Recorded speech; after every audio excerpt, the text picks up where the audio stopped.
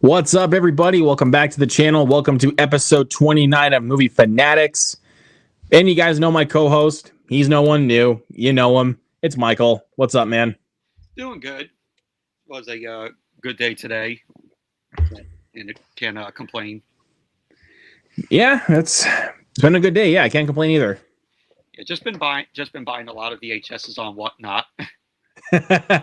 We were actually having a Whatnot before we started the stream. I gotta say, I'm addicted to Whatnot. I think if you try Whatnot, you're gonna the more you buy on Whatnot, you're gonna be addicted to it. But again, though, I gotta watch my spending, dude, because I got bills to pay. Yeah. So that's why I'm like, watch out, because Whatnot, it's kind of addictive. Whatnot is gonna make you addicted to buying more physical media, through there. So, yeah. You're just gonna be scrolling on there and then just be like, "Oh, this is for a good deal. Get it." That's me with VHSs. And but to physical media pickups, these VHSs I got from Whatnot. So, well, I actually also did get a VHS. Kind of spoilers for the pickups, but it's actually a really freaking rare VHS that I got offered a good deal on. So, nice. I will show that later. Nice. But anyways, we got comments from my boy Hunter over here. Says, just got back from another early screening of The Long Walk. My God, it's in my top 10 of the year. Nice. He was just talking about The Long Walk. He was just seeing the pre tickets. Nobody's bought tickets yet, but they probably will be buying it within the next couple of days. Hunter, he will do a review for Long Walk. I definitely will be doing a review for Long Walk for sure. I know people have probably been asking me where my review is for The Conjuring. I actually just filmed it, so I just have to get it edited up and posted. So, and he's got a lot to say about that film. I don't got much to say, but it's not going to be a full blown rant because there actually things I liked about it. It's not a positive review, guys. But it will not be a positive review. I'm going to get that straight out of the way right now. Do you think there's a chance that James Gunn will ever bring Robin into his DC universe? Yeah, there is a chance. But what would be your fan casting for Robin? I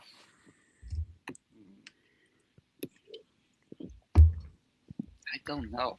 I can't think of. Yeah, because I don't really got an answer for that either. There's not really one person that really comes to mind for me who could play Robin. For anyone in the chat, give us your fan castings for Robin. Would you like to see Wes Anderson do a horror movie?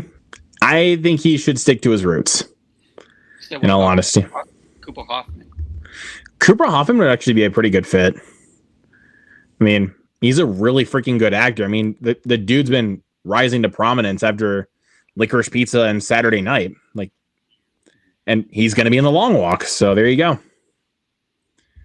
So, but like I said, to answer this question, honestly, no. His comedies, I think, are honestly really freaking good. That I don't need to see him switch up to a horror movie. Because to kind of say what Sully said about if Wes Anderson was to do an Indiana Jones movie, it would look like a high school play. Yeah. So with a horror movie for Wes Anderson, that would not work for me. But let's get right to it, to the weekend box office. All right, hold on. Get that. All right, so coming in first place to absolutely no one's surprise is The Conjuring Last Rites. Why? I think this is the third highest opening for a horror movie, domestically. And it already broke even,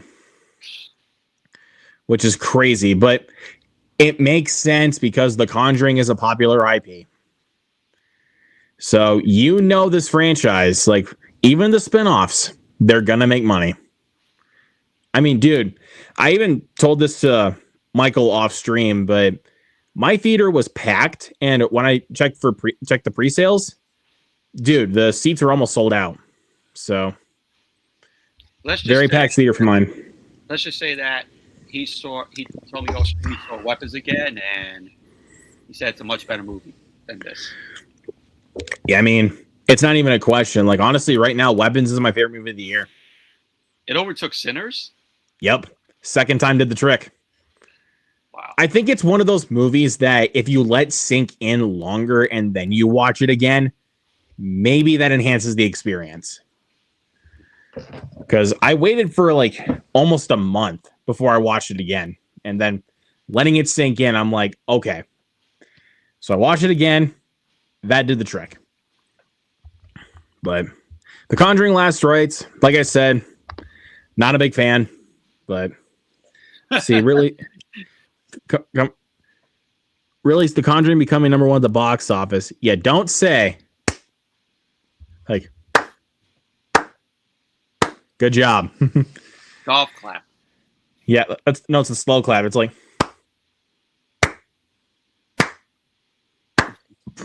yeah. Did not care. Hamilton, coming in at number 2. This is actually its very first time going into theaters.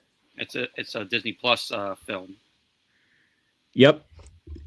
I actually watched it, I think my senior year in history class. It's freaking great. I mean, who doesn't know the show Hamilton? I didn't realize it came out in 2020. I mean, I think it was supposed to go to theaters initially. Of course, but of course, due to the pandemic, they put it on Disney Plus. And it was huge on Disney Plus. But it makes sense why. It's Hamilton. Never watched it. I mean, it's pretty lengthy, but it's a great musical. We were just talking about Weapons. 50% drop, but still killing it at the box office with 251 million worldwide. Horror has been ruling this year. I don't know what else to say. 2025 is the year of horror. Sinners, Final Destination, Weapons, Conjuring. And who knows, maybe him. Him? Yeah, I mean, good marketing. Like, I think that's honestly what's really been helping a lot of horror films as of recently is good marketing and good word of mouth. But the Conjuring made a lot of money because of the IP. The only reason. I mean, people could say the same thing about Final Destination Bloodlines, but I actually beg to differ. Because it was actually a really freaking good movie. But regardless of that, Freakier Friday, 43% drop. Yeah, it's still making money, but this week, my theater's pulling it. My theater's pulling it this week so they can get Long Walk, Downton Abbey, and then that new Demon Slayer movie. So it's going to be stacked up in September, that's for sure. But actually, funnily enough, you actually want to know something kind of funny? What? They're getting rid of Freakier Friday, and then the next movie that's on this list, Caught Stealing, but they're still keeping Weapons. That's good. That's crazy, but you know what? Kudos. But yeah, speaking of which, Caught Stealing. Yeah, Hunter says Hamilton was intended as a theatrical film to be released in October 2021, but due to COVID, they forgone a theatrical release and put it on Disney Plus. Gotcha. Okay, I knew it was supposed to go to theaters for sure, but yeah. And it was Caught Stealing. Really, I'm glad Caught Stealing is still in the top 5. It's really freaking fun, and went in some dark places. I don't know what else to say, man. It's great. 24 million.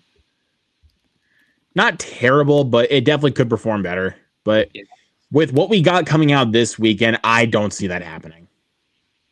Because, like I said, my theater's already pulling it this week. Wow. Because I think I might have said this. Because when I went to see it Thursday night, there was only 2 other people in the theater. That sucks. So, but it is what it is. It's a movie, though. It's such a fun movie. Yeah, but I'm gonna say for people that have seen. Oh, sorry. Go ahead. It has a budget of $40 million. I don't see it getting there. Probably. Yeah, I don't think it's gonna. I think this is gonna be a bomb. Yeah, which is unfortunate. Yeah, but I will say this. Don't be fooled by the trailers because they kind of hype this up as like a really fun crime caper. It has those moments, but it is a dark crime thriller. It is. So don't let the trailers fool you. Hunter says, how many movies does your movie theater usually get? Mine is 7. Mostly they get 5, but on weekends, like they'll kind of separate show times for different movies, like depending on what it is. So sometimes it could go up to maybe 6 or 7. But it depends on show times, because they had 6 for last weekend just so they could squeeze in a couple of show times for Bad Guys too. So, Fantastic Four First Steps. I'm glad it still made money. Let's see, 515. Yep. I still am kind of pissed off that my theater pulled it too early. Because they pulled it 2 weeks after its release. Wow. They pulled it when Weapons came out. No joke. My theater pulled Fantastic Four. And when I tell you I was mad, I was really mad. But once it comes to streaming, though, I will be watching it again. The Roses, 56% drop, I think is what it says. 56? Yep. Yeah, 56. I don't know. I'll probably watch it when it hits streaming. 32 million. Yeah, my theater didn't even get it. They were supposed to when Caught Stealing came out, but they just didn't end up getting it. So, but I've heard it's good. So I heard that too, but I'm like, yeah. I mean, it looked good from the trailers, but I mean, I don't know. Like the more I sat and thought about it, I'm like, I'm not like super duper excited to see it, but I do want to watch it.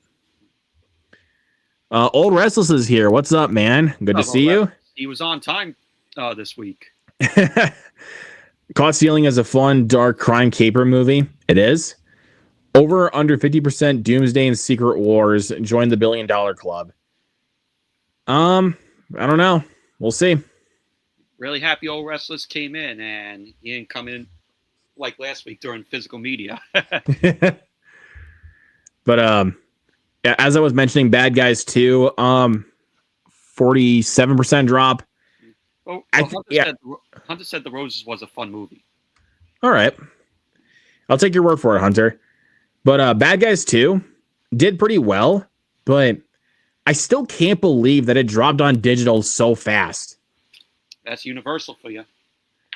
Like this one and Nobody 2 dropped on digital like that.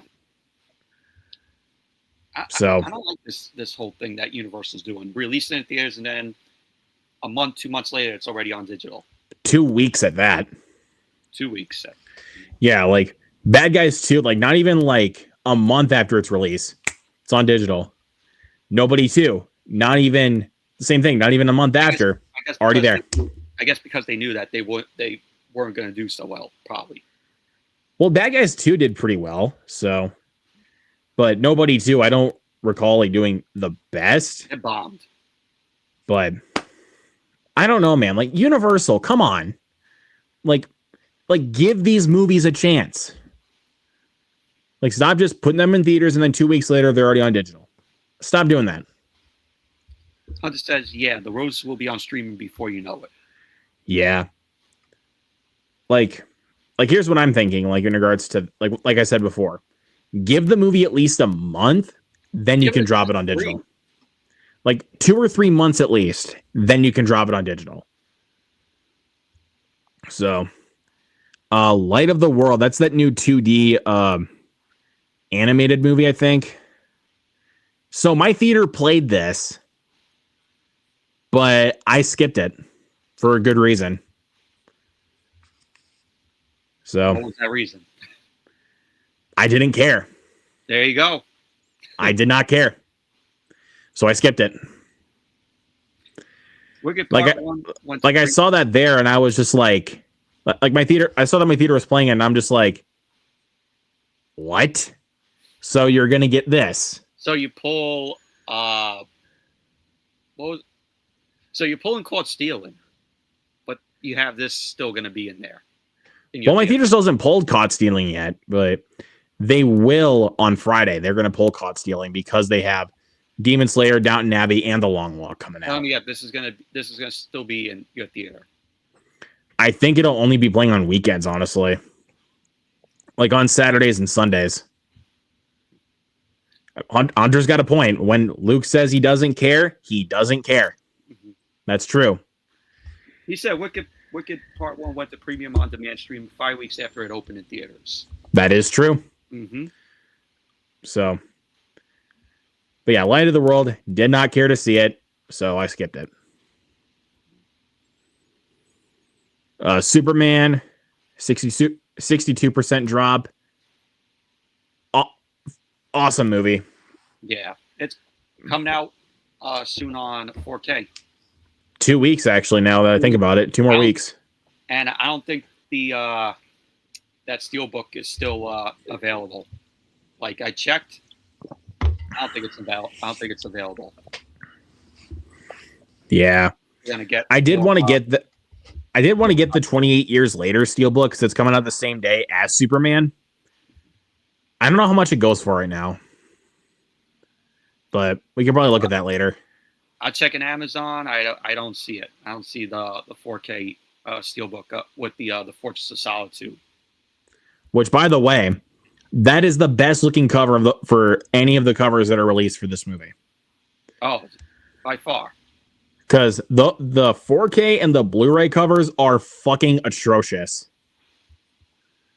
But if that's what I have to settle for, fine. But I want that Steelbook. Yeah, I don't see it on Amazon. But it is what it is, I guess. Let's see. Jaws. I'm glad I went and saw it a couple weeks back for its 50th anniversary re-release. It's great. I missed out on the IMAX and the 3D. Looked so good on the big screen, dude. Well, since I missed it, I still got Back to the Future in October on Halloween. There you go.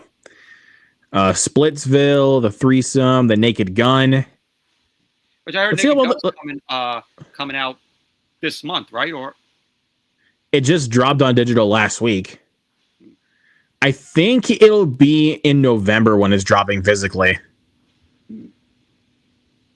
So I don't know. I think it's in November when they're releasing it on physical. Hunter says, are you going to do a watch along for Superman? Probably. Yeah. Josh is in the chat. What's up, Josh? What's up, Josh? Says, I do hope to get the Blu-ray of Superman, but that Steelbook looks great. I'm looking forward to Supergirl next summer. Happy 50th to Jaws. Are you going to do a watch along for Weapons? Maybe. I'll think about that one for now. Well, he already did Sinners. So, yeah. I definitely would like to do Weapons at some point. Terrible for me. I didn't show up for the Sinners watch along because of schedule. Yeah, but let's look at the worldwide gross for The Naked Gun. So freaking close to 100 million. So close. Million mark, almost. So close. But I will say, because of this movie, spoof movies are making a comeback. Now we got Scary Movie. Was this 6? 6, yeah. Yeah, we got 6 coming up, and we got the original cast returning. Hype. The Wayans brothers are going to be in it. Yep, and also Anna Faris and Regina Hall. They're going to be in it too. So, hype. So yeah, I think that's about it to cover the box office. What's Splitsville?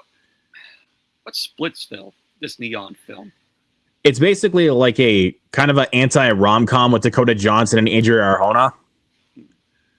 I don't know really much else about it. I've seen the trailer, but I don't remember it. It's the funniest film of the year. Interesting. I mean, I think I might have found the funniest movie of the year. That's The Naked Gun. But yeah, exactly what Hunter said. Bravo for The Naked Gun. Breakfast Club had 334. Yeah, it did a re-release run last weekend. And tomorrow, there it's going to have a re-release as well for its final day because they only showed it for 2 days. They showed it Sunday and tomorrow. Nice. And there's still no announcement for F1 for 4K yet. It is on digital right now. So, but I know they did say they were considering a physical release for F1. Honey Splitsville was okay, but not over the top funny. Okay. $5 million for Honey Don't. Yeah, I'm honestly not surprised. It's already on digital now, so there you go.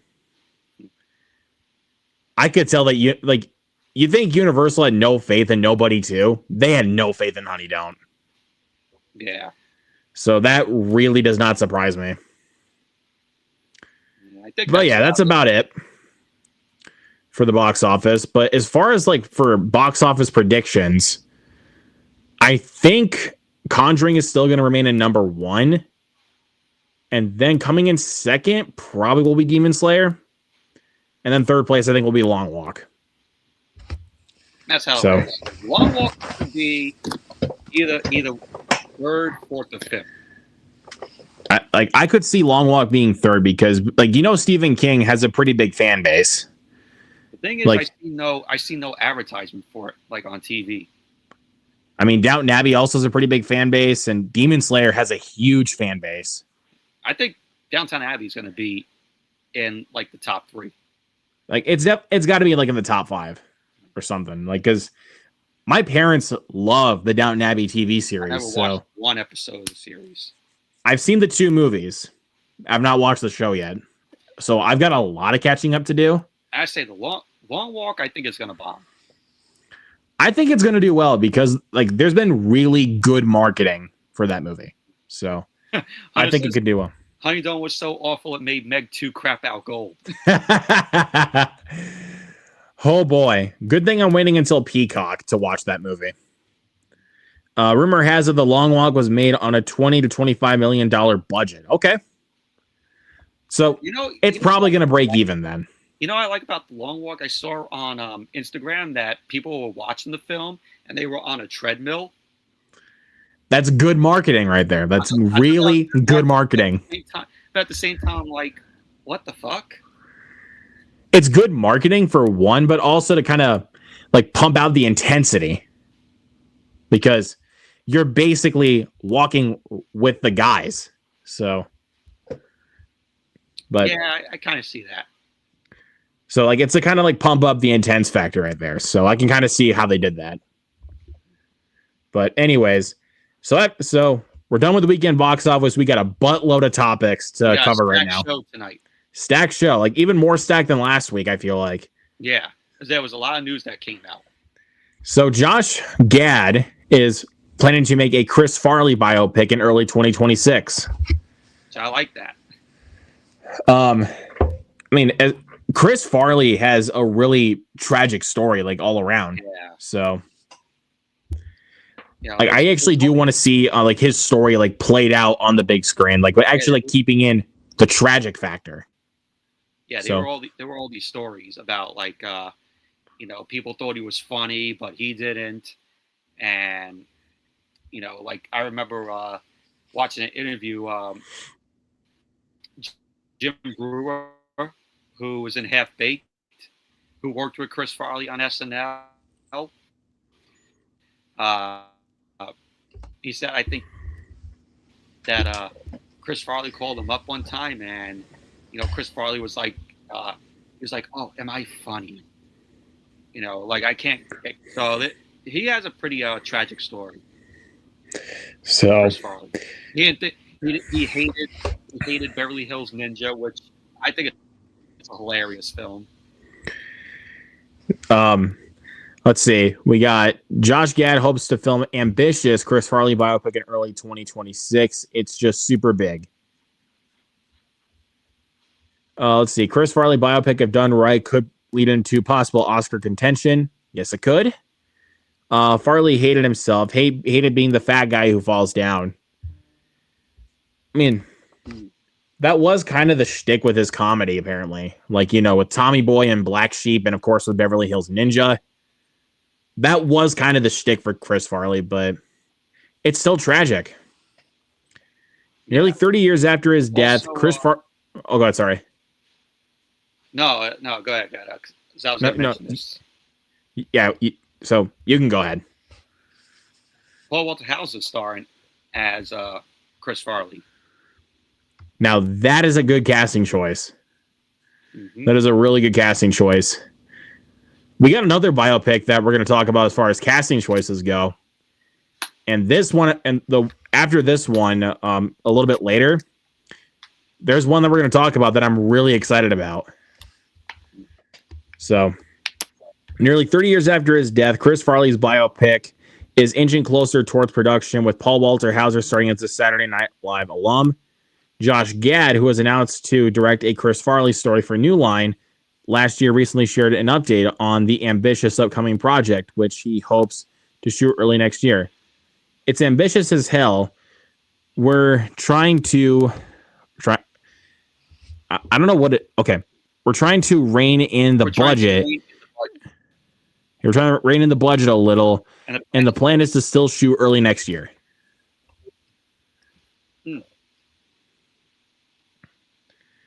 See, I don't want to be 42 years old playing Chris Farley at 25. I too don't want, and Josh Gad agreed, I too don't want Paul to get too much older to play him. Gad said, I'm in the midst of going through the script right now with the studio, who's been incredibly supportive about finding those things that can reduce it to a green lightable budget, because right now it's a period piece, it's a biopic, it's just super big, and we're just working towards doing this to it, and I think we're getting there.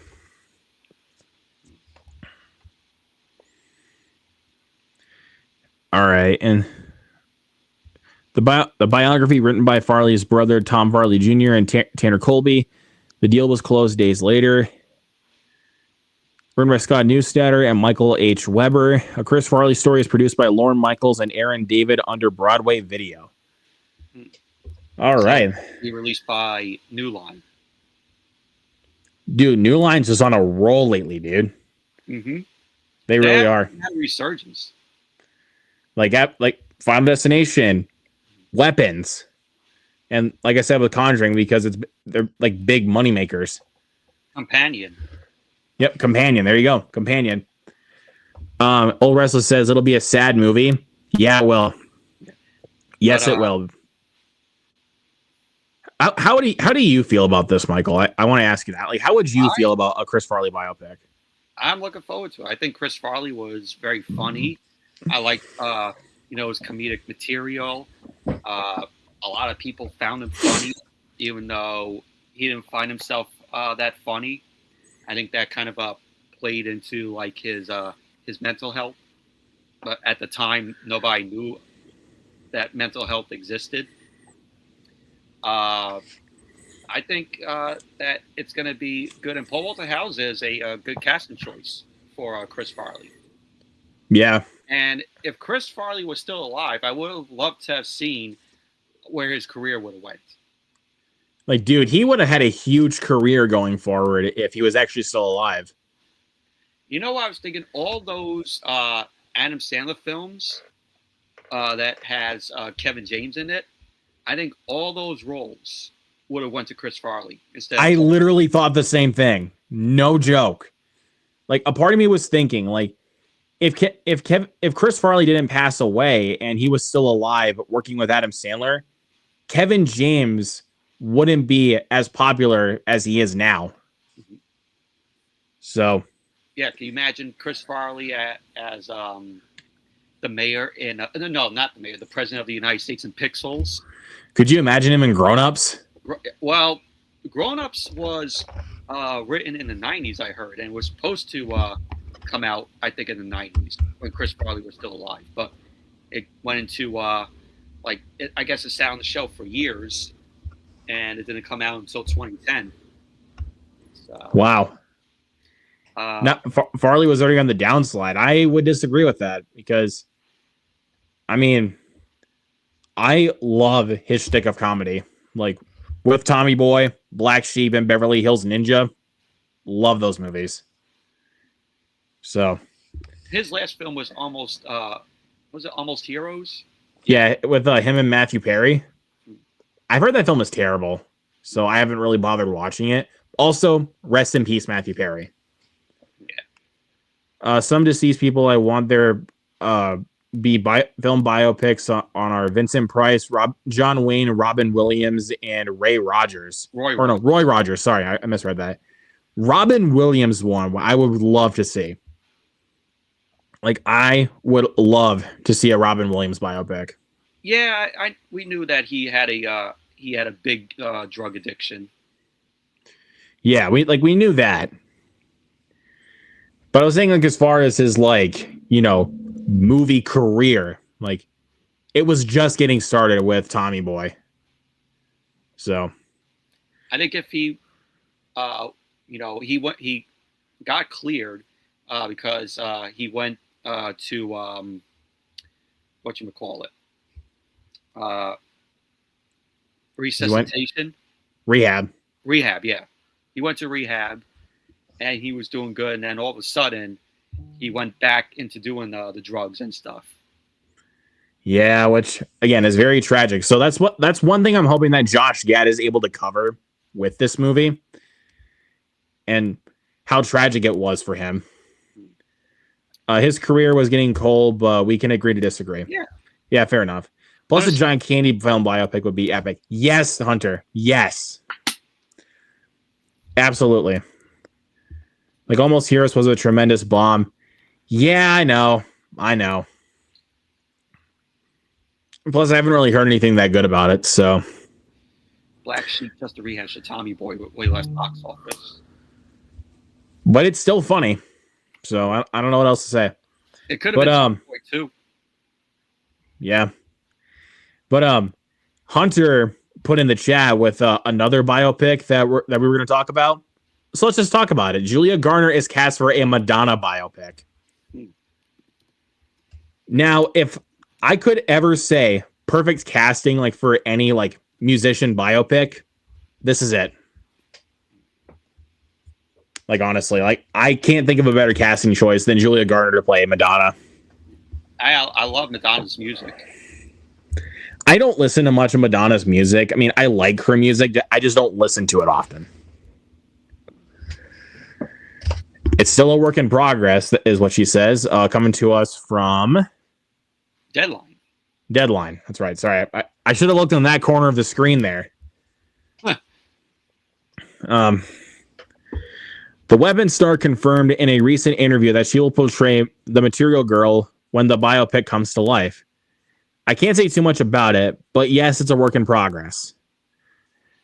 As far as Garner's favorite Madonna songs, the actress said she had so many, adding I Love Borderline, that's probably my favorite, Papa Don't Preach, Burning Up, Confessions on a Dance Floor, Vogue, and Ray of Light.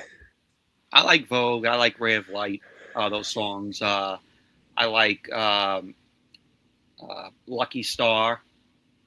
Which I think my favorite's honestly Like a Prayer. Honestly, and also how they used it in Deadpool and Wolverine was just fucking perfect. Yeah. I like Music, that song. Yeah, so Madonna does have really good songs. Take a Bow, also I like. I think it's a very underrated Madonna song. Yeah. So yeah, I like Holiday. Yeah. Holiday. Yeah, there you go.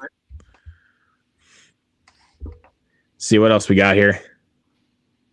Oressa said Farley rules, but check out his last appearance on SNL when he was high out of his mind, super embarrassed, and he died shortly after. I did watch that Saturday Night Live, and I didn't. He was going crazy, like in his monologue and stuff. Yeah. Hunter says, just imagine if Chris Farley played a grumpy as hell summer camp director, lead an entire summer camp in angry as hell rendition of John Jacob Jingleheimer Smith if he was still alive today. Dude, that actually would be hilarious. Here we go. I love all of Madonna. It basically is what I'm trying to say. But definitely, I think Borderline and Papa Don't Preach are probably my two favorite Madonna songs. And I just love Madonna's voice on Papa Don't Preach. There's a lot of emotions in that song, and I love that. Last month, the Fantastic Four First Steps star made an appearance on the Smart List podcast, where she said the biopic is supposed to still happen. During that same interview, Garner gave insight into the audition process she went through. Okay. All right. I kind of just wanted to see if I could do it because I wasn't a trained dancer and I had to learn how to dance and then dance in front of her and convince her that I can dance, basically, and sing with her. Whoa. Well, oh, ad pop up. What the heck was that? Yeah, stupid advertising. It's like advertising. Yeah, Deadline has pop. Yeah, the advertisement's like, yeah, fuck you. You're not reading this whole freaking article. Garner says that she told herself, okay, what would Madonna do? Which is convince you that she deserves, to be in this room, and I owned it. I was kind of like, you can take it or leave it, but if you leave it, then that's on you. So it's reported that the Universal Pictures has been scrapped. Madonna was set to direct the film. Okay. That would be interesting. Coming from the script of Diablo Cody and Eric Crescito Wilson. Aaron Crescito Wilson is what I was trying to say. My bad. After the film was put on hold, Madonna teased in July 2024 that she was back working on the script for her biopic. Now, this is an interesting turn. Yeah. So, seeing that Madonna is actually going to direct her own biopic. Now, that is something that we don't see for music biopics. Like, what's the last movie you can think of where the musician actually directed their own biopic? I can't tell. I mean, we've had like plenty of music biopics, like where the actual musician like narrated the story, but we never see one like direct their own biopic.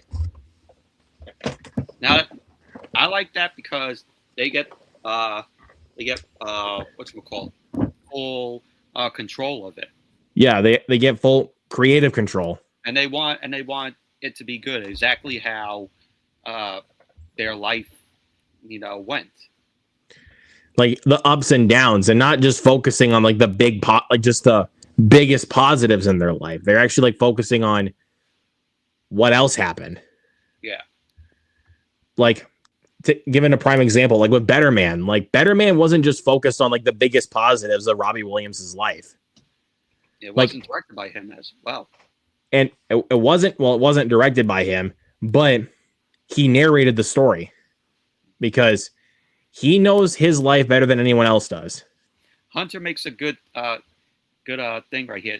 Aaron Crescito Wilson is the same screenwriter who woefully wrote the Snow White screenplay. I did not know that she wrote the Snow White screenplay. Oberst says not a good idea for her to direct it or have that much control, honestly.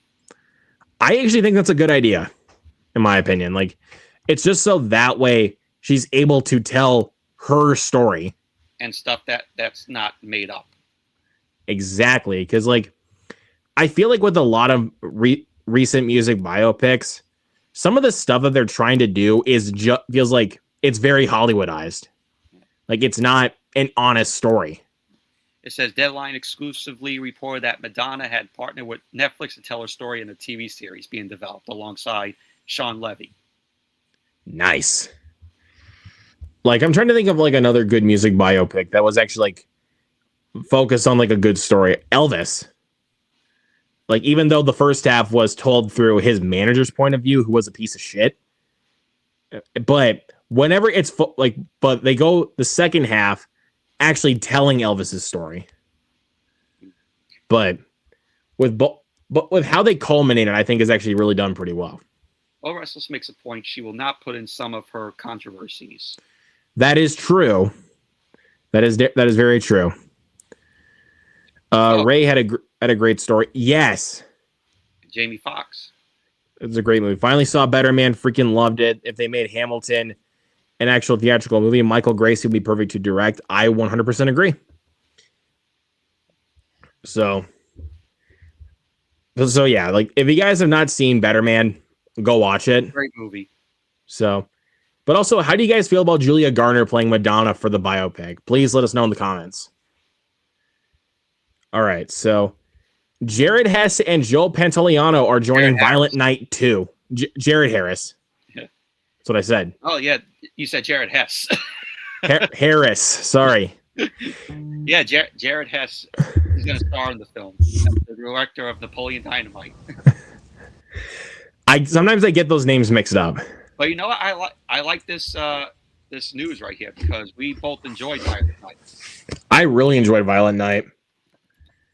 And calling it right now, I think these two are going to play the villains.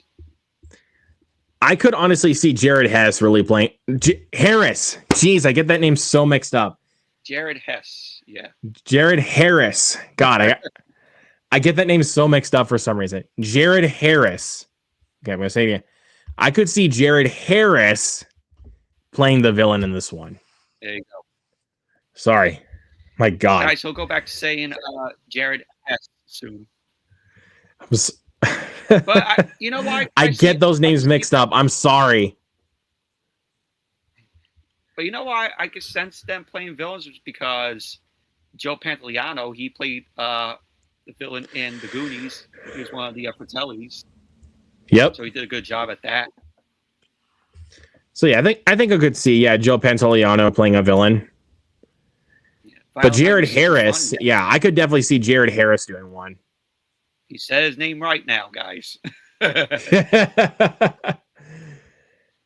Yeah, I know.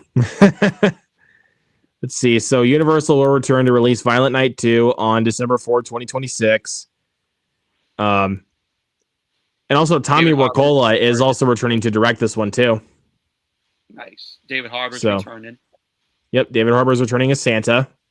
Kristen Bell and Daniela Melchior are also on board. And also screenplay by Pat Casey and Josh Miller, who are also executive producing. Plot details are under wraps. Let's see. Joe Pantoliano was also a bad guy in The Matrix. That is right. Oh, yeah, that's right. He was also the bad guy in The Matrix. But like when you think of like Joe Pantoliano as the bad guy in a movie, we always think of The Goonies. Yeah. And he's going to be at New York Comic Con. Nice, dude. Hopefully. You going to meet him? Hopefully. All right. I have some inside info about those two getting cast in the movie, and you never know what info. Sadly, can't share. Okay. Yeah, Joe Pantoliano is going to be on Saturday and Sunday at New York Comic Con, which I'm going. Nice. Those days as well. And very cool. He's going to be there with Lawrence Fishburne. They're doing a Matrix, reunion. Very cool.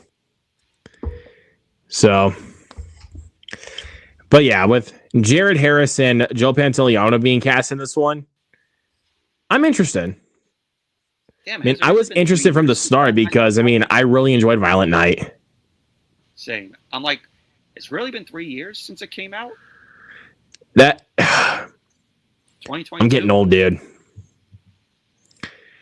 I remember going to see that in theaters, and there were just moments where I just could not contain my laughter. Same. Like the whole booby trap sequence that happens up in the attic.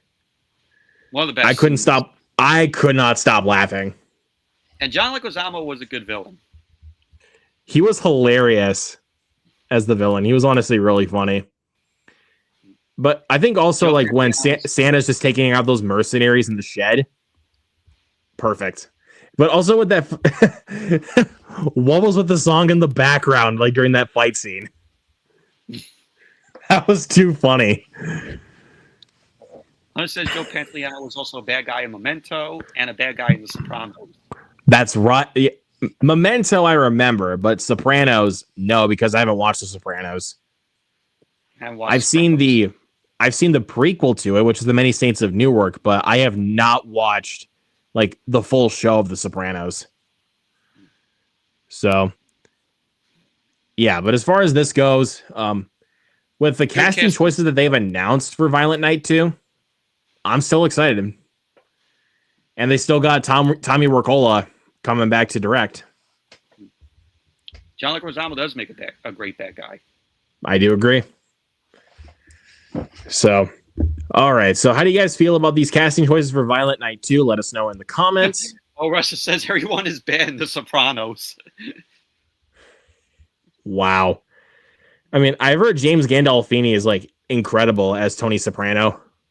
Yeah, may he rest in peace. Yeah. I say So, my favorite John Leguizamo performance is The Pest. oh my God. Like that, I think that was when like John Leguizamo was like kind of struggling with his career. I know it's a bad movie, but it's a guilty pleasure. It's hilarious. That was like the big struggle of his career, though, because he had like that in Super Mario Brothers around that time. And then he had Spawn the same year as The Pest. That's what I'm saying. Like that was like a huge struggle for him. But then he makes like a big comeback in 2002 with Ice Age. Yeah. Because it was a big box office success for him. And then he did The Happening. Come on, guys, take an interest in science. but also a couple the same year as Violent Night, he was also in a little movie called The Menu. Yeah. Which he was awesome in. Everyone is bad. Oh, bad guys. Okay. You got us mixed up there, Old Restless. The acting is top notch. Okay, thank you for that. And Hunter says James Gandolfini was at the top of his game when he passed away. May he rest in peace. But I feel like everyone's gonna remember him as Tony Soprano. That's the only thing that I remember him as. But there was actually one really good movie that he was in before he passed away. I think it was his last movie. It's called The Drop. Like not drop, like the airdrop movie. The Drop. Where basically where him and Tom Hardy are cousins and they run they run a bar that's like a drop place for mob money. So Hunter says wasn't Ralph Fiennes. Ray Fiennes. Ray Fiennes. I always mess up his name. Ray Fiennes. The primary attack in The Menu. I haven't seen Yes. Yes, he was the primary antagonist in that. He said James Gandolfini was also in True Romance. Freaking love True Romance. I mean, dude, you got like a ton of people in True Romance. But anyways, we're getting way off topic here. Let's just get right into this topic of Snoop Dogg and Eli Roth teaming up for a horror movie. Yeah, but also, but also speak on Eli Roth for a second. I want more news on Thanksgiving too, please. Same. Please. On a horror pick called "Don't Go in That House, Bitch." What a title! What a title! I guess this is going straight to DVD or Blu-ray. Oh man, it's also great in the super underrated Coen Brothers flick, The Man Who Wasn't There. You know, okay, I have that film. I never got around to watching it. I have not seen that yet. For media. So let's see. Snoop Dogg and Eli Roth team on horror pick "Don't Go in That House, Bitch" from Media Capital Technologies in the horror section at TIFF. So once again, coming to us from Deadline. Executive producers John Schnars. Is that what it says? Schnars, yeah. Oh my God. And Holly Adams for the horror section alongside Connor DeGregorio and Eli Massilian. We apologize if we're butchering names. And Lorenzo Antonici. And Antonucci for MCT. Roth will be taking. If John Schnars was directing, one of them should go, "I'm ready for my close-up, Mr. Schnars." Oh my God. That was bad. Oh my God, Michael, that was bad. Well, I Ralph can't. would Well, take I it. can't do it like the famous one that said in Sunset Boulevard. Oh yeah, that's right. Roth will be taking the film 50th anniversary Toronto International Film Festival for select international buyers. WME Independent is repping for international rights. A Universe, can you please have Eli Roth give us an update on Thanksgiving 2, please? Luke and Michael would greatly appreciate it. Yes, we would. Hunter says Snoop Dogg made a great horror movie called Bones, which I heard. I heard it's pretty like mixed. I heard it's a bad film. But I haven't seen that one. It's one that I want to check out. It's on my DVR watch of movies. Yeah, I haven't seen Bones. I mean, I know I'm familiar with the show Bones, not the movie with Snoop Dogg. It came out in 2001. Gotcha. Okay, but yeah, I haven't seen that either. He plays a vampire. Okay, now I have to watch it.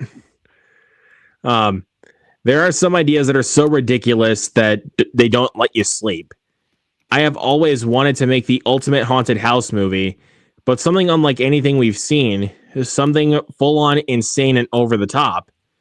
When I shared the idea with Snoop, he got it immediately, and it was a no-brainer to make this film together. Snoop loves horror movies, and I want this to be the ultimate collab, bringing out the craziest from both of us. Just don't say we didn't warn you. I think Thanksgiving 2's production got delayed. I'm pretty sure that's what happened, but... Yeah, because there's no news about it. That's what I'm saying. Yeah, there hasn't been any news about it. Plot details are being kept under wraps. Film is being described as the ultimate haunted house movie. Reunites Roth and Snoop Dogg as the pair previously collaborated on Snoop Dogg's 2012 music video for La La La, which Roth directed. Okay. I didn't know Eli Roth directed that video. Did not know that either. We're proud to be collab. Go ahead. I was gonna say, are we gonna see Snoop getting high in points of this movie? You know, it wouldn't surprise me. Yeah, that wouldn't surprise me. We are proud to be collaborating with two trailblazing creatives, Eli Roth and Snoop Dogg, to bring "Don't Go in That House, Bitch" to life. Oh my God, I'm still laughing at that title. That is ridiculous. Eli's visionary approach to horror combined with Snoop's unparalleled creative energy promises a film that will push boundaries and captivate audiences. At MCT, we're committed to fueling bold, innovative projects like this one, and we can't wait to share what comes of this innovative collaboration. Wow. Let's see, this will be a second film under the horror section's banner, following The Ice Cream Man, which was scooped up by international buyers at Cannes in May. All right. This will be interesting, but I still can't I can't say that title and not laugh. It's like... Oh, Restless has a point. He says this movie will suck. Yeah, especially if it has that title. I don't know. Maybe it could be funny. Who knows? Hunter says Bones is a movie where Snoop Dogg plays a gangster that was killed by a corrupt cop and back for revenge. And apparently he's a vampire. Yeah. Is he a vampire, Hunter? His character? I don't know. Let us know, Hunter. But for every Thanksgiving, Eli Roth gives us a green Inferno, so don't expect anything good. Green Inferno wasn't bad, but I will be honest, that one was a little bit too much for me. Like, I know what you guys are thinking. Like, I love the Terrifier movies, but the Green Inferno, that was a bit too much. I had to mention this. My friend from work, he told me he was with his friends and they made him watch Terrifier 3. He was like, I still can't get it out of my head.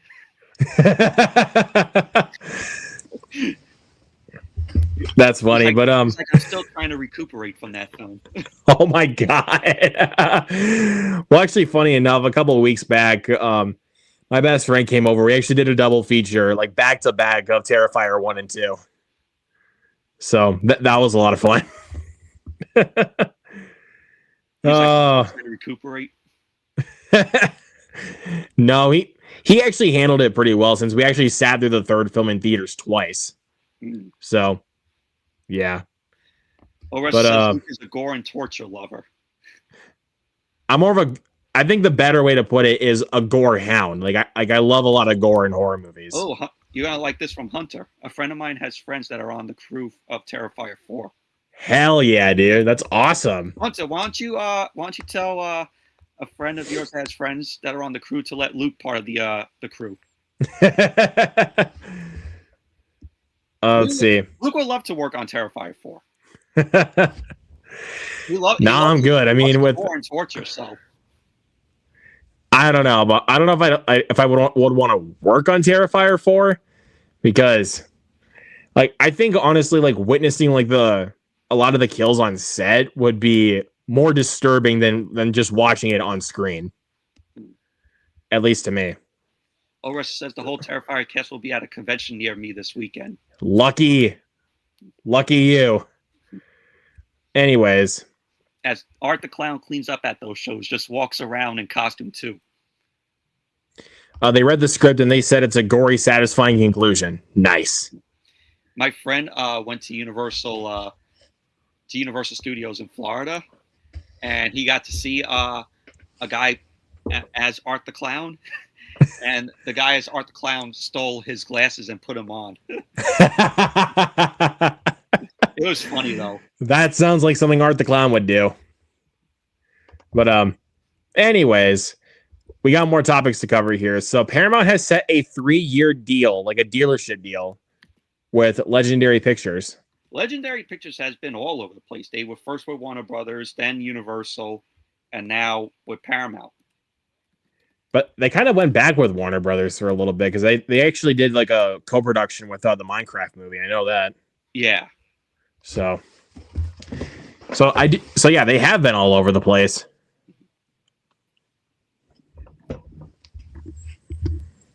But let's see what they got here. And their first film is going to be Street Fighter.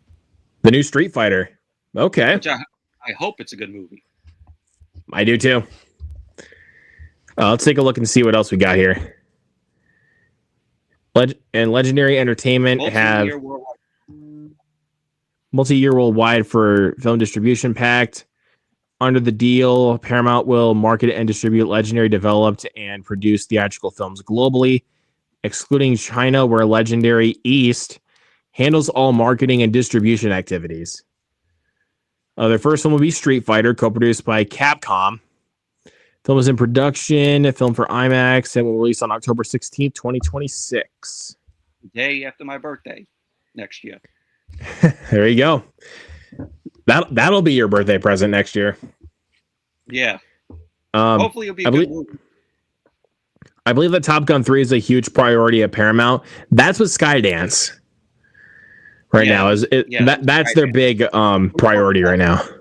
We talked about that last week. Yep. Mortal Kombat 2 is unfortunately delayed to May 2026. Don't remind me, Hunter. That pissed me off. Really? Seriously, like when I got that news, that pissed me off. Did they confirm that? It is delayed.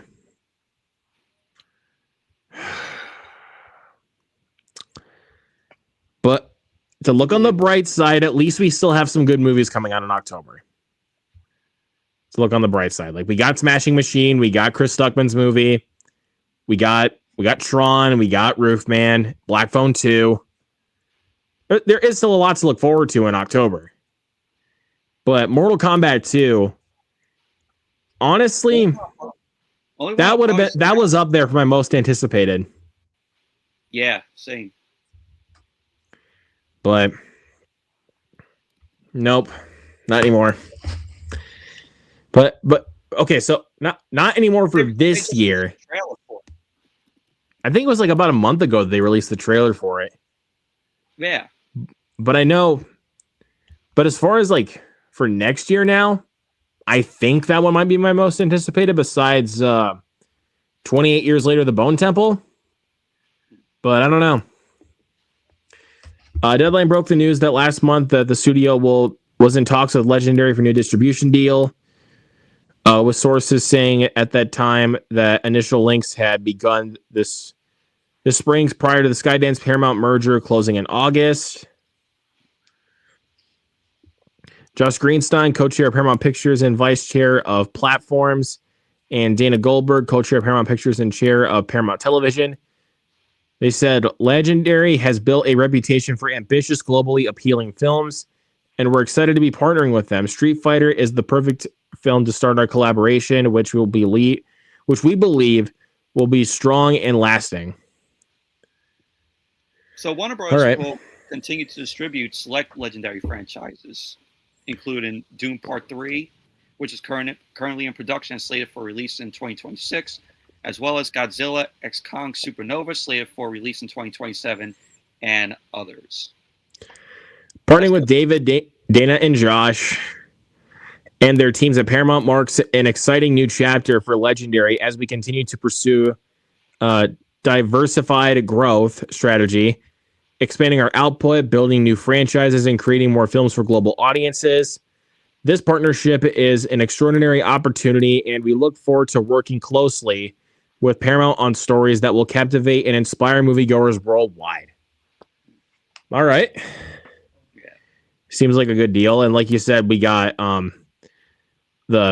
they also worked on the Dune movies, Minecraft, and got the Godzilla vs. Kong movies. Yep. And also Pokemon Detective Pikachu. Which I don't know why we haven't gotten a sequel to that. Yeah, I don't know why either. But like you said, we got... Yeah. But we got Doom Part 3, and we got Godzilla X Kong Supernova coming up. So those are some stuff to look forward to. Yeah. So... But yeah, their first one being that is going to be Street Fighter. That's honestly kind of exciting. Yeah. So I'm crushed about that Mortal Kombat 2 news. You and me both, dude. Well, the only one you and me both. I'm looking forward to in October, Smashing Machine maybe, and Roofman. That's it. Black Phone 2, all the way. All the way. For October. So far, October to me is just mediocre now since they delayed Mortal Kombat. Well, if you watch the first Black Phone, then you might be looking forward to the sequel, honestly, because that sequel looks great. Hunter says, speaking of Shelby Oaks, it's a great indie film that was made between $1.4 and $2.8 million. Nice. So, yeah, we got that's one coming up in October, Shelby Oaks. But I like this deal with that Paramount has with Legendary. So, and they're promising us good movies, so let's hope they keep that promise. Fingers crossed. Praying that Street Fighter is a good movie. Yep. All right, so Giancarlo Esposito has something to talk about with our summer 2025 release slate, and he actually makes some good points, which I agree with him on. And this is found on YouTube. I actually saw this on Instagram, and this was on YouTube as well. All right. So Giancarlo Esposito made this. Find the video here. All right. Let's see here.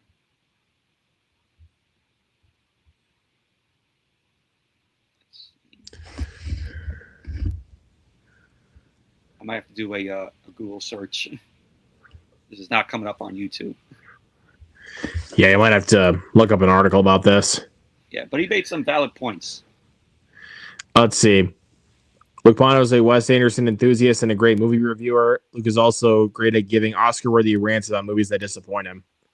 Thank you, Hunter. I really appreciate that. Yeah. Let's see here. All right, so the video's coming from Instagram here. All right. So, here it is. Found on the Instagram profile. Coming from Bulk Script. I think that's how you pronounce it. Yep. 81. No one is going to the movies. Why? Well, we stacked it upon ourselves, right? So the article reboot is done because it's been used too many times, right? So that's been the strategy to get us all back. But there has to be a new strategy, a new thinking, and some compassion and understanding that money isn't everything. You got to give to get. It's a circle, and that's coming back to working in LA. We work within the community, and then it works out. It spins out to the world. We have the ability. We have the artisans. We have the filmmakers. We have the directors, and we have the money. So why not give and take a little bit and bring some enthusiasm back into the theaters so we can all see movies together again? Yeah. That is actually a very his last point is very, very, very valid. Yeah. And, people are just not going to theaters anymore. He said that this summer for movies has been the worst for movies since 1981. I would say, as far as like for some of the box office revenue for some of these certain movies, I actually would agree. Like some of the movies that I want, like, to actually make more money than they are right now are not, which is honestly disappointing. Like people are saying like, oh, we don't get original movies anymore because you don't go fucking see them. That's why. You don't go fucking see them. Nobody watches films that are original. They just like their sequels. They like their prequels. They like their reboots. Yeah, but I mean, against so many remakes and reboots and prequels to franchises that they don't need. Which I do understand for sure, but that's kind of how the film industry runs, is so that way they can still be able to make original projects, is by making sequels and reboots to stuff that we don't ask for. Like that's kind of how they like do their business tricks.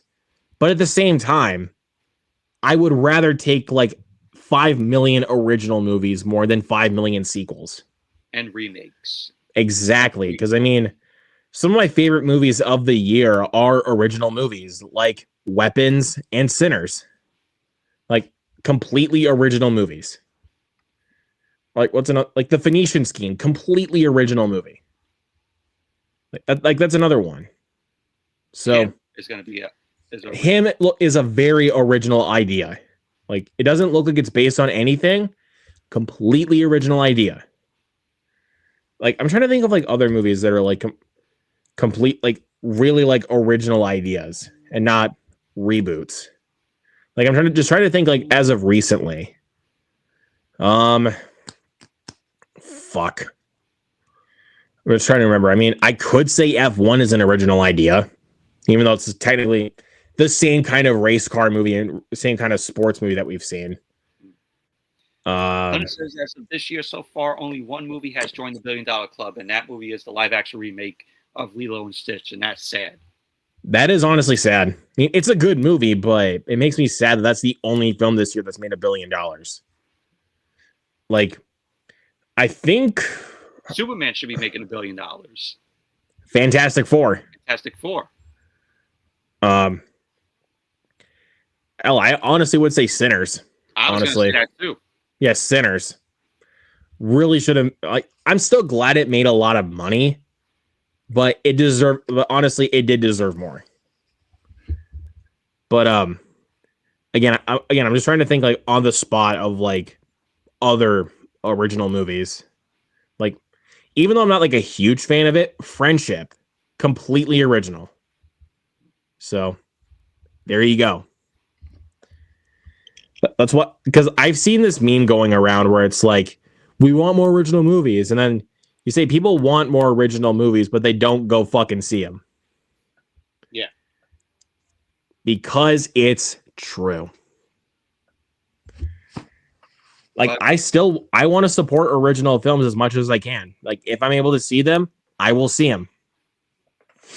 Like what's another, like, I mean, Warner Brothers is coming out with another original movie that's coming up with One Battle After Another. Original movie. Like, I mean, it might be based on something, but I don't know the source material that it's based on. Yes, Hunter. Weapons should have even joined the $1 billion club. Thank you. Anyways, But Giancarlo Esposito makes some valid, good points. really good, valid points. And very good actor as well. Yeah, I mean, really awesome dude. So, I have respect for him after a lot of respect for him after saying that. Yeah, giving his thoughts on that because it's true. Very true. But so let's talk about this here for a second. Jeremy Irons has returned for Beekeeper 2.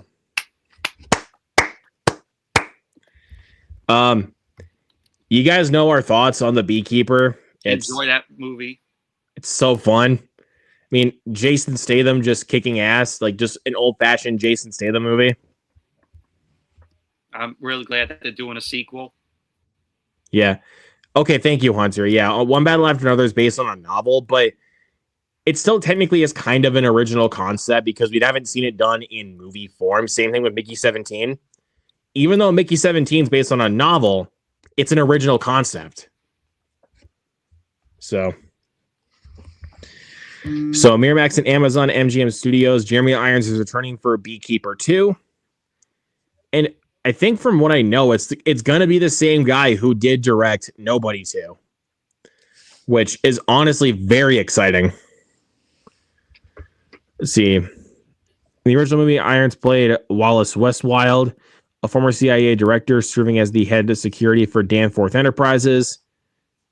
Like I said, directed by the guy who did Nobody 2. I'm not going to pronounce his name because I know I'll butcher it. And written by Kurt Wimmer. The sequel will be released worldwide by Amazon MGM Studios and produced and financed by Miramax. Jonathan Glickman, Dom Zadra, and Ali Lowy. I hope I'm saying those names correct. Yeah. Are executive producing. The film will be overseen by Spencer Ella. God. I really feel like I'm really butchering those names, dude. See. Yeah, the first film grossed $162.6 million at the global box office. And in January. Yeah, it was I think that might have been the biggest movie released in January was The Beekeeper. Yeah. Because there was nothing else really out in January. So, like, I know we had like Night Swim and the new Mean Girls, but Beekeeper was like huge. Like, I think it stayed in my theater for at least a month, honestly. So it did really well. Hell, Michael Caine is coming out of retirement for Last Witch Hunter 2. Interesting. Yeah. I'm surprised. Let's see. So yeah, that's kind of going over some of Jeremy Irons' other credits here. French Lieutenant's Woman, Dead Ringers, Damage, Lolita, The Lion King, Margin Call, Bride Should Revisit, and Elizabeth I. Yep, one Best Actor for Reversal of Fortune. And all right. Yeah. Just taking a look to see what else we got here, but yeah, I think that pretty much covers it. I'm glad that Jeremy Irons is returning. I mean, I was going to be excited regardless for a sequel to this because I've said in numerous times that with the way that the first Beekeeper wraps up, like it opens itself up for a sequel. So, yeah, I mean, I'm totally open for a sequel. I mean, and of course, still bringing back Jason Statham. So, but I think what honestly sold me with this one is that it's going to be the same director as Nobody 2. So, because Jason Statham movie during the winter months is perfect. There you go. Because, like I said, January of 2024 was a very dead month besides The Beekeeper. So, but anyways, let's go on to Superman: Man of Tomorrow is getting a release date for 2027. It's the sequel to Superman. Yes, sir. And you guys know our thoughts on Superman. I like the title. That actually was the title of another the comic. based off a comic and also DC animated movie, Superman Man of Tomorrow. So I haven't read the comics of Man of Tomorrow, and I have not seen the animated movie yet.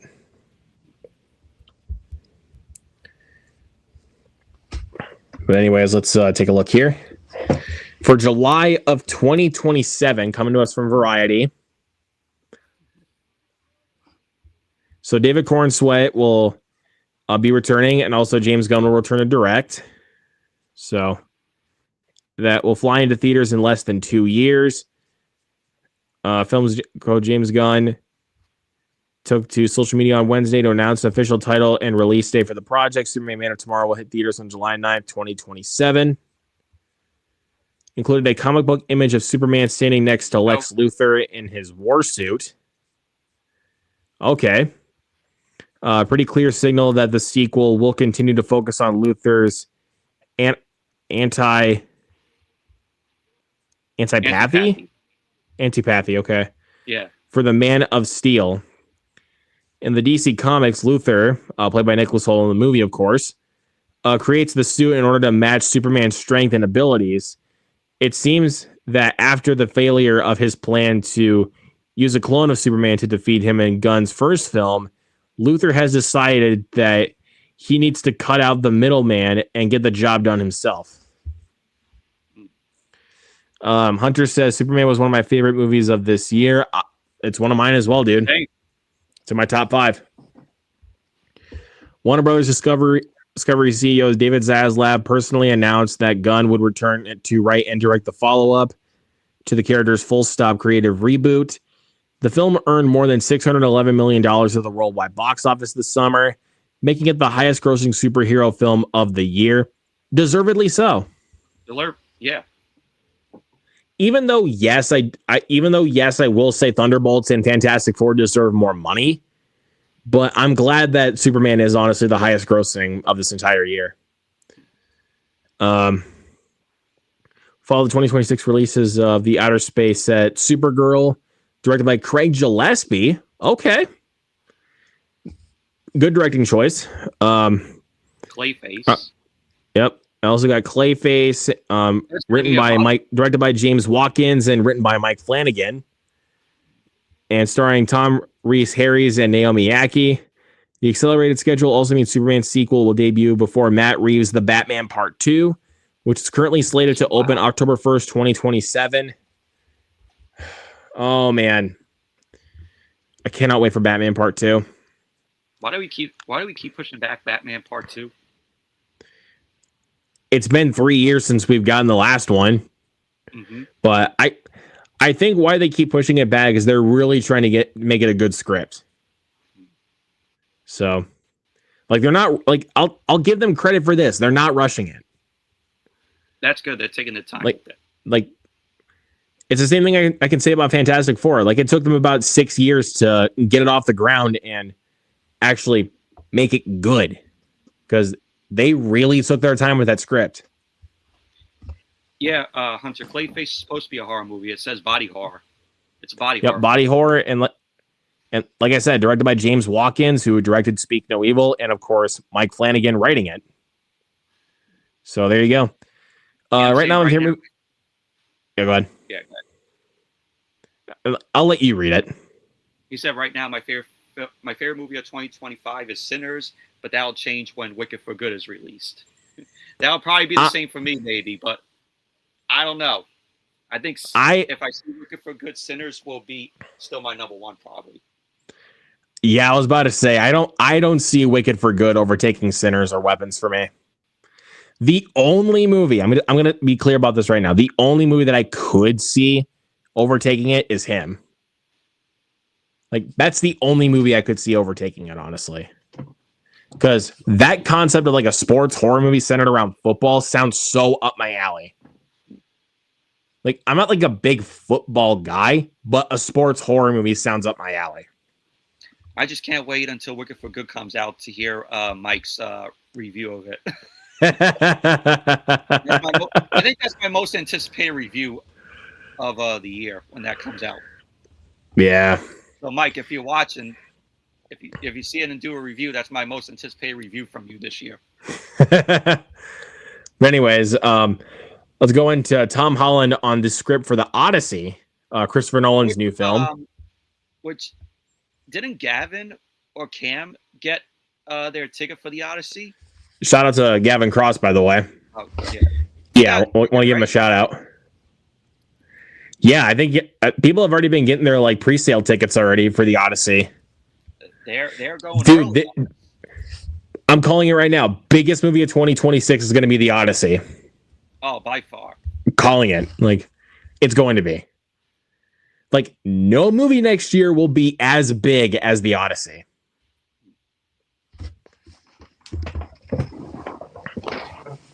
Yeah, because you got a good cast in it.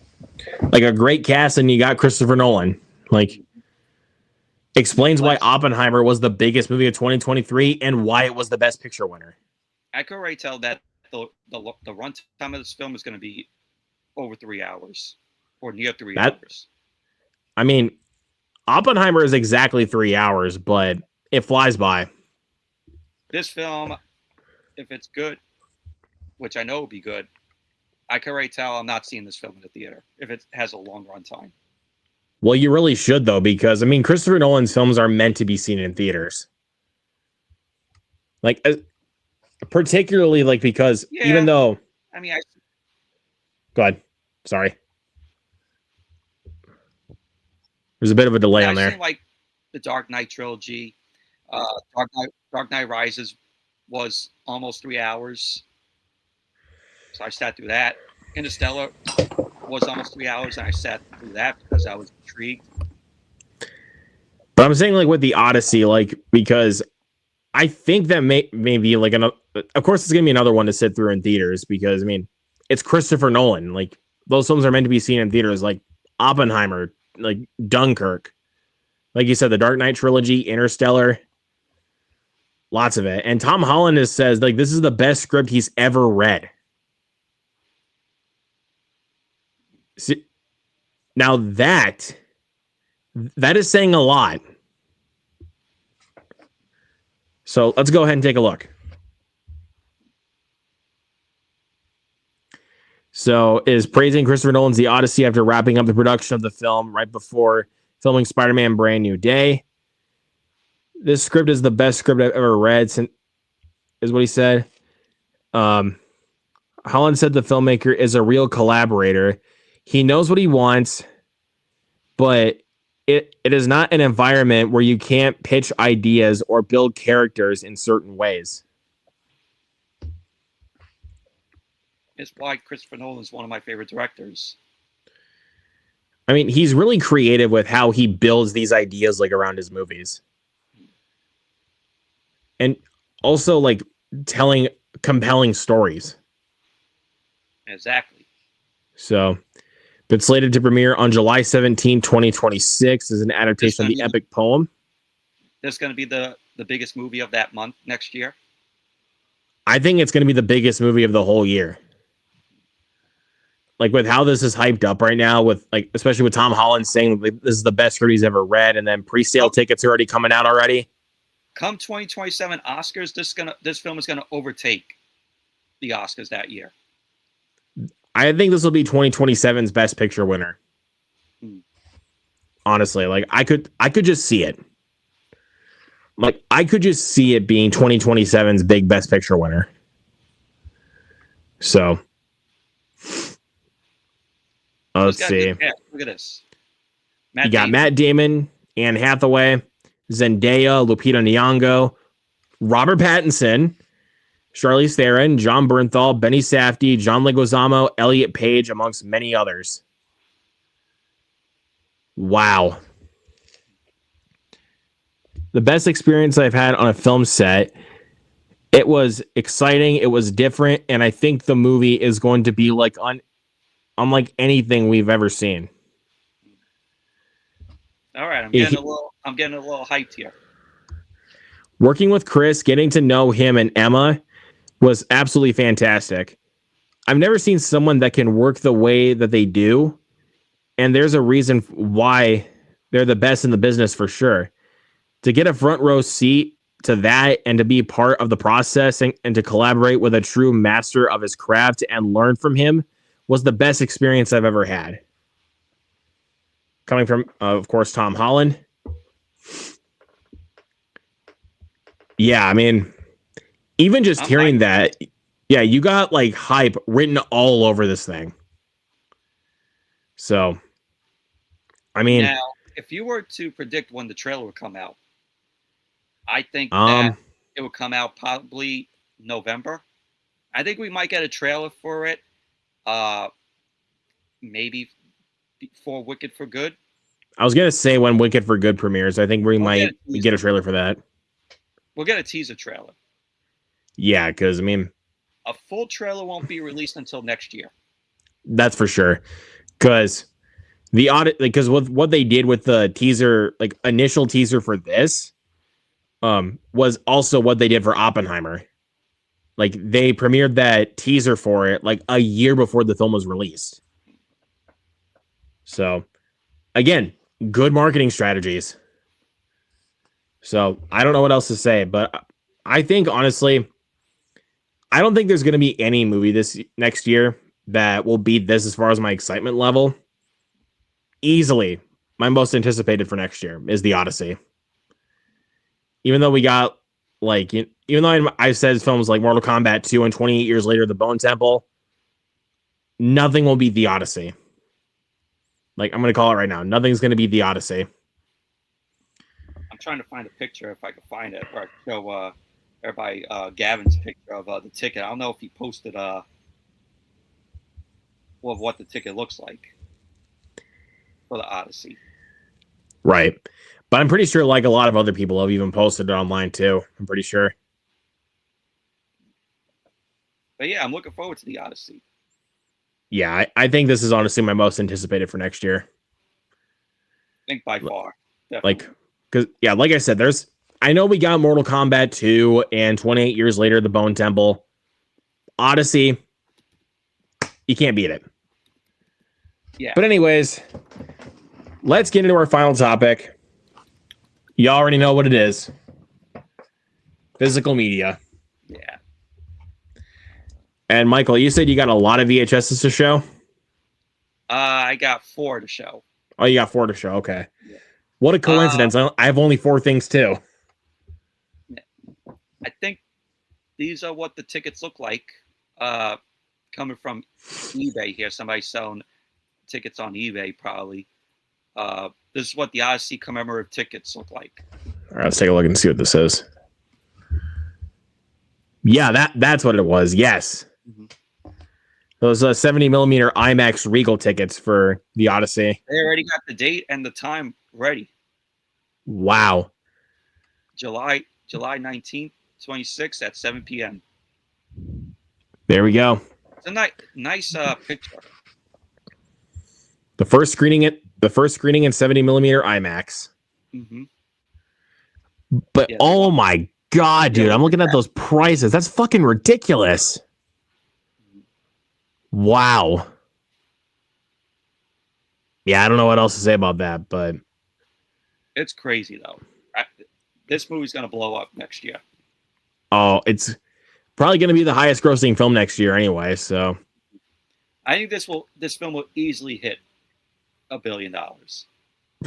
I mean, Oppenheimer was really close to hitting $1 billion. Like it was really close. Yeah. So, but all right. So Michael's got some VHSs he wants to show. So 4K. All right. But, so go right ahead. I decided to pick this up because these guys did a watch along of this film. And I did not have a copy of it, so I decided to pick one up and pick a copy up and watch it. Christine. Love that movie. John Carpenter film based on the Stephen King novel. Good cast: Keith Gordon, John Stockwell, Alexandra Paul, Harry Dean Stanton. About a possessed car. Yep. Has good features on it. On the Blu-ray, it has deleted scenes, a commentary with Carpenter and Keith Gordon, and a lot of, like like behind the scenes stuff. Christine Ignition, Christine Fast and Furious, Christine Finish Line. Nice. So I still have yet to buy the movie physically, though. I don't know why I don't own one yet. yeah, really like the cover here. Yeah. So we'll get a chance to check it out. Now on to the VHSs, which I got these off of Whatnot. Like I said early in the show, I'm kind of being addicted to Whatnot. going and finding these VHSs. I actually did buy the portable VHS player. Nice. Off stream. It was Yeah.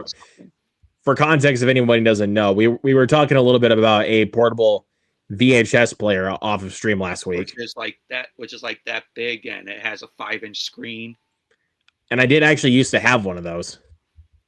Yeah. So I want to try to use that so I could put in like my DVD, Blu-ray 4K updates. So I'll just have it. So I'll just be like over here, the portable VHS player will be right up there. Yeah, there you go. So I'll just have the movie playing though, but I won't get copyrighted for it, so because it's gonna be playing over there. Right, but just again, you just got to make sure the volume's down so you don't get the copyright. Yeah. So the first one here, I've been wanting to get this. I've been searching for a copy of it with the lenticular cover. Independence Day.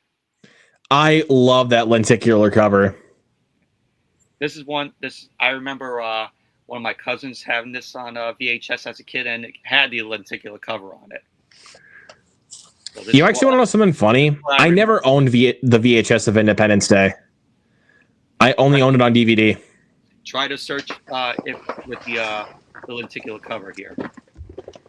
But I actually also said, but I actually do also have it on Blu-ray. So, but oh wait, yeah, there is a 4K release for this. I forgot. I was gonna say, is there a 4K? I don't know if there's a 4K release for it, but yeah, there is. 4K.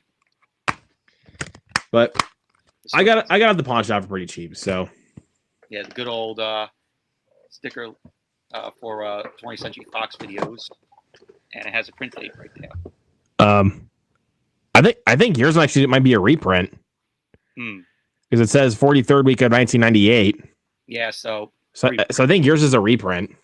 Yeah. Yes. Yeah, so it is a reprint. Oh wait, hold on. But the tape says 1996. Here, wait, put that up again because I might have misread it.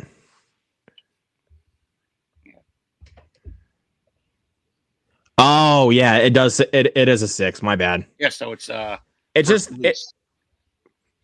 just the 6 look like an 8, so that's why I was thinking the 1998. So that's why I thought it was a reprint. And without the lenticular, this is what it looks like. Yep, there you go. Has this saying back here. Yeah, the success of Independence Day has gone beyond anything we could have ever imagined. We knew that we were creating a very special film and are pleased that it has struck a chord with such a vast audience. Now, in the years to come, we hope you and those close to you will have the opportunity to enjoy this film over and over again. Signed by Dean Devlin and Roland Emmerich. Nice. So, pretty cool. Glad that I finally found a copy with the lenticular cover. Next one here is a Richard Donner film. May he rest in peace. It's one that I've been wanting to check out. Seen the trailer to it. Interest me. Lady Hawk. Never seen it. Matthew Broderick. Also, you have John Wood in the film. Ken Hutchinson. Rutger Hauer's in it. Got a good cast. Very good cast. Based on a 13th century European legend, Lady Hawk is the enchanted story of a proclaimed skin beauty, a stalwart knight, and the mouse. Once the knight and the lady were lovers, now the curse of the jealous bishop of Aquila keeps them, always together, eternally apart. By day, she is a hawk. By night, he is a wolf. His fight to regain Despite regain the perfect love that once was his, the knight vows to break into the bishop's stronghold and end the evil spell. And only the mouse can help him do it. Interesting. Interesting. As right here from Sheila Benson, the Los Angeles Times, a bold, beautiful vision. Lady Hawk soars. Huh. Here is a sticker label and label. No, I'll have to check that out at some point. Yeah, it is out on Blu-ray though, but I decided to go with the VHS because the Blu-ray does have no features on it. It's a Warner Archive. I was about to ask if it's Warner Archive. Yeah. Next one here is a film that I want to check out. Is coming to Criterion next month. Altered States. I've yet to see that one too, man. Yeah. Body horror film. I love the substance, so it's going to be a good one to check out. Stars William Hurt, Blair Brown, Bob Balaban, Charles Hayde, based on a novel by Patty Tchaikovsky, and directed by Ken Russell. Nice. Get back to it. And if I enjoyed the film, I'll get the Criterion release. But I know you'll keep that VHS for sure. I will keep this VHS. Came out in 1980. You can definitely tell because of how those reels look. Yep. But this is a reprint. This was released in 1987. This is not the original release. The original release was in a clamshell. I think it's probably like the big W Warner Home Video release, or maybe the WCI version. No, it was the big W. Okay, the big W one, because even also in 1980 they also would have released it with WCI. So yeah, and the Lady Hawk VHS is a 1991 reprint. Gotcha. Then the last one here, I had to get this. This is one of my favorite films. It is hilarious, and wanted to get this VHS in its shiny cover. A Night at the Roxbury. I actually have that version as well. I like this edition. This is better than the regular VHS cover. And the good thing is, it was a Blockbuster VHS. My copy is as well. Nice. So next time I go over to my parents' house, I'll have to go get that. This right here came from Blockbuster, October 25th, 1999. Nice. But hilarious film. We got to do a watch along with this film at some point. I think this would be a very fun watch along. It's really funny. Yeah, it's hilarious. It's hated by people, but it's just so funny. A lot of quotable lines. Yes. Good music. Has a good soundtrack to it. Dude, like I was obsessed with that soundtrack at one point. Like I think I first watched it when I was a freshman in high school, actually. Like that was the first time I had watched it, and it is really freaking funny. I watched it as a kid though. Yeah, but you're a lot older than me, so. But I never watched SNL like back in the day as a kid. So that's how I found out about Night of the Roxbury, Wayne's World. Like I just watched it on the whim. I didn't even know that they were SNL sketches. For a long time, I didn't know that either. Like until I actually found the, I think it was the Best of Mike Myers VHS at a Goodwill for Saturday Night Live. Yeah, so. I only seen a little bit of Superstar, not the whole movie. I do have that one. It's good. I don't remember it like too well, but it's all right. You would say that Wayne's World, Night at the Roxbury are better SNL films than. I'll even say Coneheads is a better SNL movie than Superstar. Yeah, like I have more nostalgia with Coneheads. I have more nostalgia with Night at the Roxbury and Wayne's World. Like Wayne's World and Coneheads are like my big nostalgia spots for SNL movies. Coneheads I haven't watched. Yeah, I mean, I actually really enjoy Coneheads. I think it's funny. Like you said with like the Night of the Roxbury, I know it's hated, but it's got some good nostalgia value to it. Yeah, it's got a cult following to it. Yeah. So that's all that I got. All right, so I got three. So I got three for the new releases, and I got a VHS that I'm going to show off. Which, by the way, the tape I'm going to show very, very rare. So for the new releases, I did pick up Elio on Blu-ray. I was thinking about buying the Steelbook, but they didn't have it in stock, so I just went with the Blu-ray. That 4K Steelbook, I'm glad you didn't get it, because what a plain looking Steelbook that looked. Well, actually, yeah, I take that back. My bad. What was I thinking? Yeah. Oh, yeah, that Steelbook is. You meant the 4K, not the Blu-ray. Yeah, the 4K. Like I think if they actually like released a 4K slip for this, I would have bought it, but I don't know. But I'm okay with the Blu-ray. I enjoyed this movie. It's not like a great Pixar movie, but I enjoyed it enough for what it was. I mean, I rank it up there with Toy Story and Finding Nemo, Monsters Inc. It had charm to it. Yeah. Next one. Yes, Old Restless. I did buy Jurassic World Rebirth. Where's Jacob Hubbard? I'm not a fan of this movie, but this is only for completion's sake. Boy, Jacob Hubbard would be so disappointed in you for saying you weren't a fan of that movie. Yeah, no. But okay, now here's the best movie that I've actually picked up today, Ballerina. I really, really enjoyed this, man. And I've been wanting to watch this one again. So, okay, but that was the one I was gonna say I wanted to get the Steelbook, but they didn't have it in stock. So, okay, but here's the VHS. So this is a screener VHS from Paramount, and this movie only available on DVD, like officially, only on DVD and on VHS, right? No official VHS, only the screener. Oh wow. This is for a documentary, but the seller offered this to me for $20. I could not pass this up. So this is for An Inconvenient Truth. Dude. So this is like a basically kind of like a science documentary in some ways. But yeah, take a look at this. So on the back it says available on DVD only. So yeah, dude, this is extremely, extremely rare. So kind of shows the street date and the order cutoff date. Some of the critiques on the back.